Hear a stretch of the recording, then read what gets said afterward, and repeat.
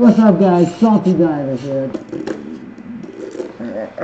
Today we're going to be doing another equipment check, and this time we're going to do it on the Interspiro Mark II, also called the AGA. We're going to do a quick breakdown, and I'm going to show you all of its little components.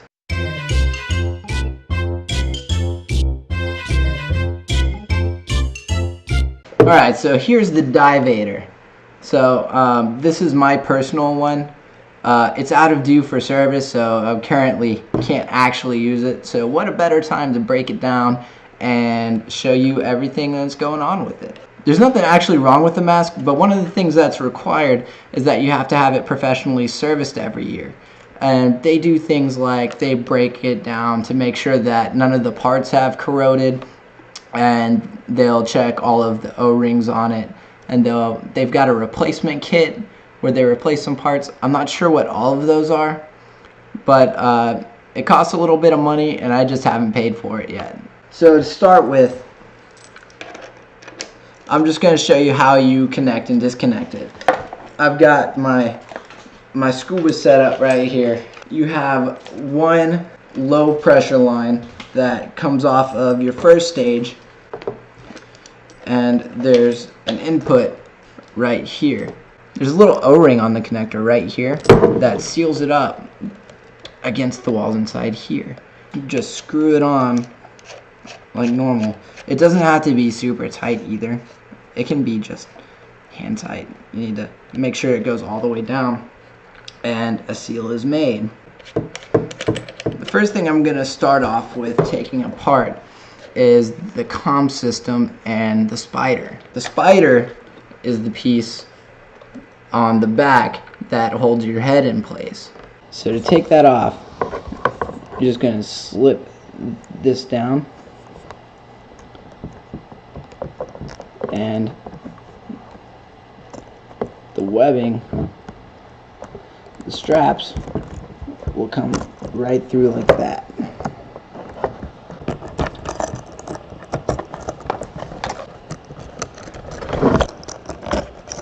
After you've disconnected them all, the spider will just pull away. If you can see, that's just connected with a strap through. Bring this piece down and pull that on out. And there's the headphone for our comms. The next thing I'm going to do is I'm going to take off the comm system.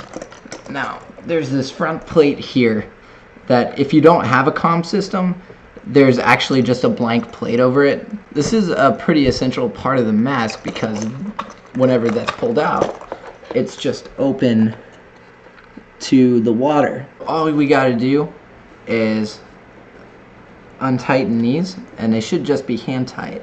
Yeah. So we'll back those all the way out. There's one thumb screw. Don't want to lose that. I think this other one's pretty good, but we should just be able to press on this plastic piece and it'll just pull free. The microphone on the buddy phone is pretty long, and that's to let you get it in there and bend it up. Whenever it's in a mask, it's supposed to be a 1/4 inch away from your mouth. So that's that assembly. And you can see here there's an O-ring around. And on just a regular blank piece, this is flat on the front, and you still have that O-ring. So another thing about this comm system is that if you look inside where the screws are, there will be a nose block that actually goes on there as well, and that will extend up into the oral nasal right about here. But I don't need a nose block to clear. I'm not trying to toot my horn. I don't need one generally, so I don't dive with one. They're uncomfortable for me. So the next thing on my hat I'm going to show off a little bit is something that I designed. They actually make a light rail system for this mask that gets attached in these grooves on the side of the faceplate. But that thing costs 150 bucks, and it's just a little piece of plastic. So my idea was I rigged up a couple of band clamps and a really small light, and I now have a light on the front. So all I'm going to do to take that off is, since it's a band clamp, I'm just going to loosen a couple of these bands. And just like that, it should slide right off. And there's my handmade lighting system. So on the side here, you might have noticed what I attached my light to is actually called an ambient air valve. Whenever you're running these on scuba, you've only got a limited supply of air. So if you want to try and save air, you open this up and it works like a snorkel basically. So the next thing I'm going to take apart here is the regulator assembly, and that's this whole piece here. But I'm going to start with the diaphragm end, which is right here. And you may or may not be curious about this, but this once again works very similar to a regular scuba regulator. Here you have your depress button to give you a blast of air if you need it. And other than that, it's pretty simple. So let's go ahead and take that apart. This piece is just threaded on. And you can just unscrew that. And there you have it. It's that simple. So in here you can actually see the diaphragm right there. Now this is normally pressed out, but there's a seal on the inside here.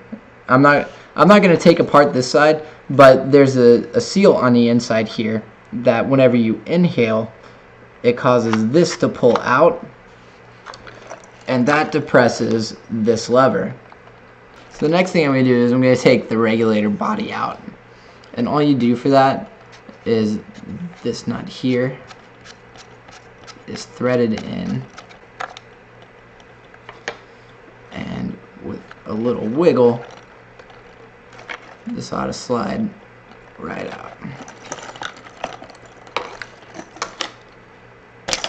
So now we're going to talk about the price a little bit and some of the pluses and minuses. This is currently up on American Diving Supply for $827. You've got a couple of options whenever you buy them. One of the options is the ambient air valve. It's not really a necessity, but I think it's nice because I do dive a lot of scuba on it. Another option that you have is you can choose between natural rubber and silicone. Now, I actually have an allergy to natural rubber, so it's great for me. I enjoy the silicone, but there's a lot of guys who really prefer the natural rubber. Another real positive note about the AGA is that these things take a beating, man. We dive on a lot of bridges and stuff where we're walking up and down riprap embankments in full dive gear, and sometimes this will fall off of my tank on the back and hit the rocks, and it's just fine. We throw it in the back of the truck, they get knocked around quite a bit, and these things just keep begging for more. The only thing negative I really have to say about it is that you do kind of use more air. I think part of the reason could be because if you don't have a good seal, it'll bleed air out of the side. Another thing is, as commercial divers, we actually set how much pressure goes into our mask. So sometimes we set that maybe a little bit high. There could be any number of reasons. If you happen to know, leave it down in the comments. I'd be happy to know it. All in all, it's a really good mask, and anybody who buys it, I think, would be really happy with it. A thing came up on Reddit the other day about somebody asking about one of these for scuba. And would it be fun? Yeah, but it's kind of a little overkill for just scuba diving, don't you think? As for commercial diving and full face mask, especially on a budget, you really can't go wrong. Alright guys, that's going to wrap it up for this video. I hope you enjoyed it and it gave you a little bit of knowledge on the AGA. If you liked it, please like the video. If you want to see more great diving videos every week, subscribe. I've started doing a live stream every Friday. We're going to call that the Friday night surface interval. I tried doing it for the first time this last Friday, and apparently I had some microphone issues. I got a new webcam, and I think I've got that resolved now. I recorded this with it, so it should be a testament. If there's anything else you want to see specifically, let me know, and I'll do my best to satisfy that. And thank you guys for being awesome, and I will see you next time. And as always, stay salty.